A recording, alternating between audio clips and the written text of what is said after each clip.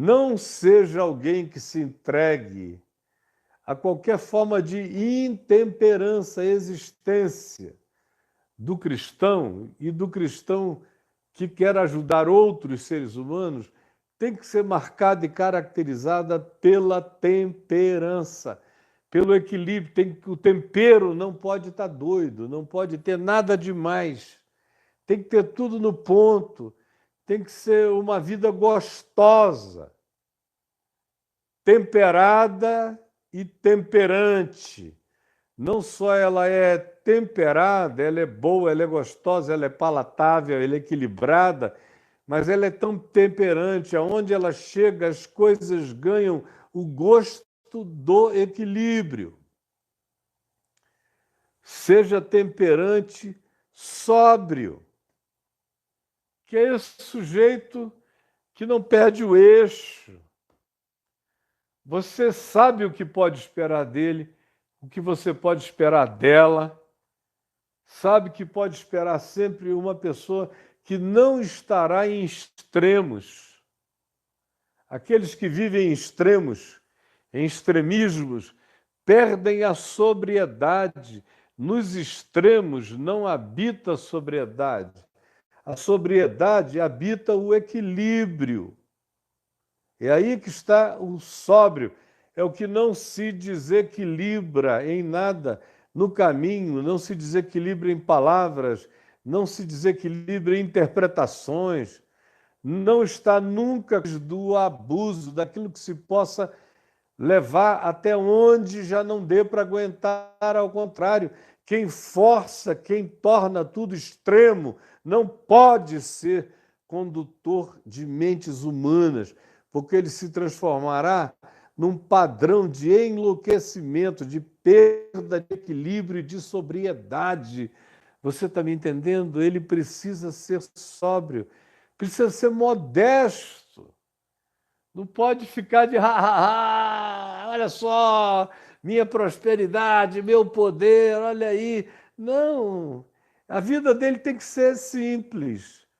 Modéstia significa não pobreza, mas significa o equilíbrio no ter, sem abuso, sem exagero, sem extravagância, sem choque, sem a produção daquilo que humilha os outros, sem esse prazer na fanfarrice da demonstração, sem ostentação de nenhuma natureza, mas com toda a simplicidade.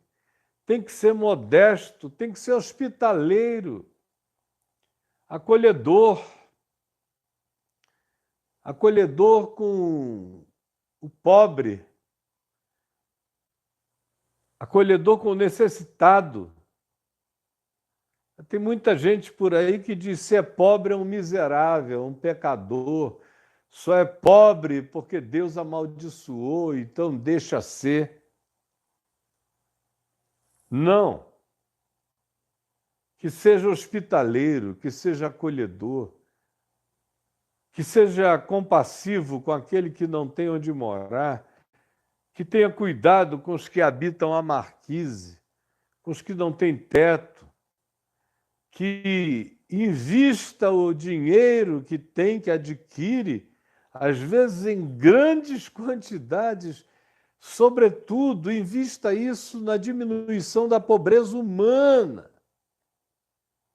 Não seja contra a imigração do necessitado, não seja contrário à busca desesperada daquele que, infelizmente, vivia num país onde a guerra estourou, onde a doença agraçou, onde a peste chegou, onde a desesperança se transformou no status. Isso é ser hospitaleiro. Seja apto para ensinar. Tenha o que dizer com equilíbrio, com bom senso, com irrepressibilidade, com temperança, com sobriedade, com modéstia, com o exemplo da inclusividade. Seja apto para ensinar. não é a capacidade de estudar livros, academizar-se para impressionar pelas palavras, pela oratória, ou pelo discurso, ou pela animação de auditório. Não, se está falando de ensino, tem a capacidade de fazer as pessoas compreenderem.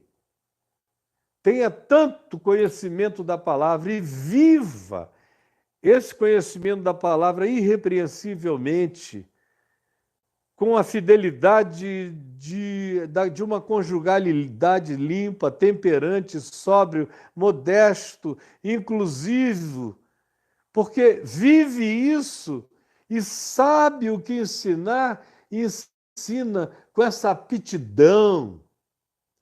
Tem aptidão para fazer a pessoa entender, ouvir e crescer.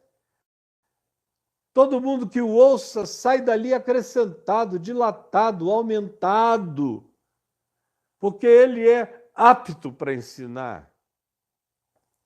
Não seja dado ao vinho. A expressão grega dado ao vinho é aquele cara que se entrega. Não seja entregue, não é só ao vinho. Não seja entregue a nada que altere a consciência por demais. A recomendação é temperança. Tem gente que tem que reconhecer que não pode beber nada, porque não sabe parar, se extrema, aumenta, vai aonde não deveria ir, perde a sobriedade, perde o equilíbrio, perde a temperança, perde a irrepreensibilidade. Por isso, reconheça logo em si quem é você. Tem gente que pode tomar um pouquinho, porque é gostoso, porque é saboroso e porque o indivíduo não entorna. Blé, blé, blé, blé, bota outra, blé, blé, blé, blé, bota outra. Não pode. Aquele que quer ser ensinador de seres humanos não pode ser dado a nada, muito menos ao vinho. Significa que ele está proibido de tomar vinho? Absolutamente não. Não. Não sejamos mentirosos, nem falsifiquemos o Evangelho.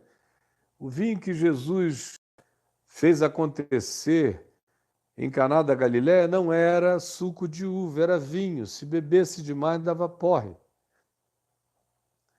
O vinho que Paulo fala dele em 1 Coríntios 11 era vinho. Ele diz que naquela ceia de Corinto havia lá entre eles quem passasse fome, enquanto outros se banqueteavam em extrema gulodice. E o vinho era tão vinho na ceia do Senhor, na festa do Ágape, que havia os exagerados sem temperança que se embriagavam,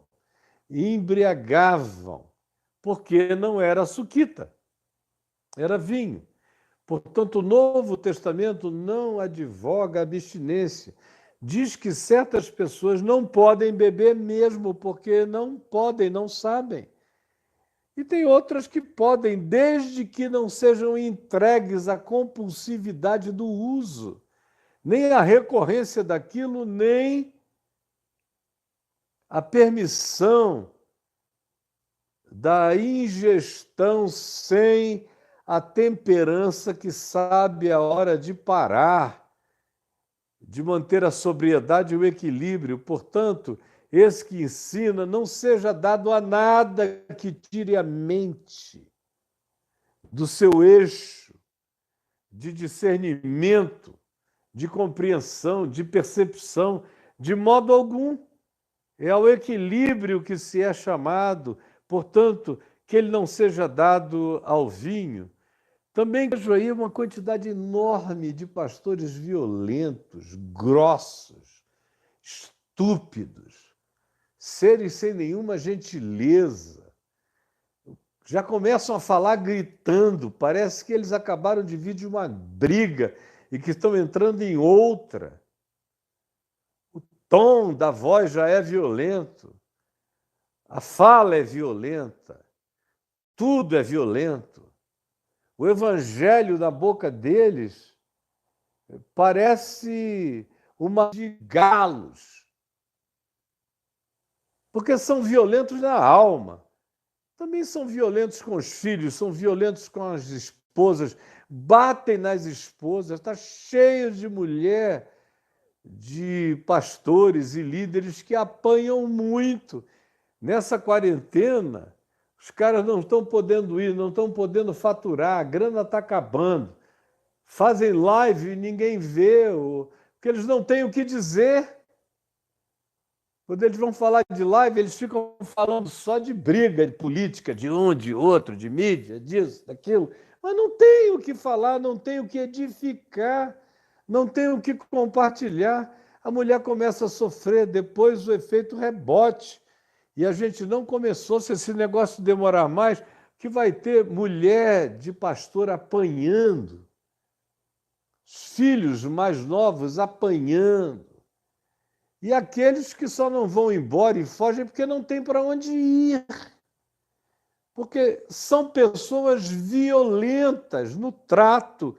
Vocês sabem que eu estou falando a verdade e eu não minto. Ao contrário, Paulo diz que sejam cordatos. Cordato vem de cor, vem de coração, vem de ter esse coração inlaçável, esse coração pacificável, que sejam pessoas que tenham um coração acolhedor, um coração capaz do acordo, ao invés de amarem o desacordo, amarem o choque, amarem o conflito, amarem a briga, amarem aquilo que produz o espírito da violência. Ao contrário, sejam pessoas cordatas, fáceis de você encontrá-las.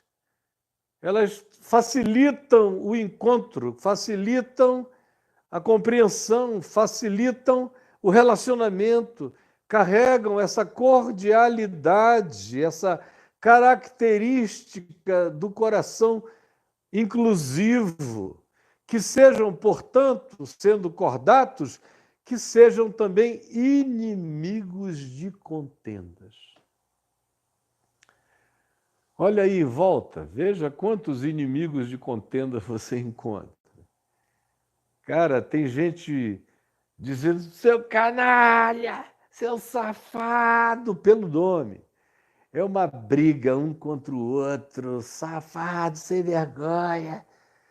Tem gente que acorda todo dia nesse meio, no meio, não estou falando só do meio político, onde acontece também, e a gente tem exemplos diários da compra de briga, da provocação.